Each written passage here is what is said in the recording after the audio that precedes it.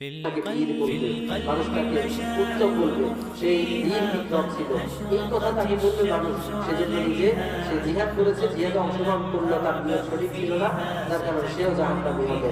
হাদিসের দ্বারা আমরা বুঝলাম যে আমাদের নিয়ত যদি পরিশুদ্ধ না হয় তাহলে আমাদের ইবাদত কখনোই কবুল হবে না।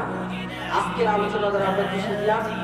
যদি আমরা নিজেদেরকে মুসলিম হিসেবে পরিচয় দিতে চাই, সর্বপ্রথম আমাদেরকে আল্লাহ তাআলার বিধিবিধান মোতাবেক, আল্লাহ তাআলার যে বিধিবিধানগুলো মানুষের শিক্ষা দেওয়া হয়েছে, ইমানে মুফাসসাল এবং ইমানে মুসবাত, যে ইমানে মুফাসসালের বিষয়গুলো যদি আমরা না বুঝি, বিশ্বাস অন্তরে মুখে স্বীকার না করে অন্তরে বিশ্বাস না করে কাজে বাস্তবায়ন যদি না করি, আমরা পরিপূর্ণ ইমানদার হব না।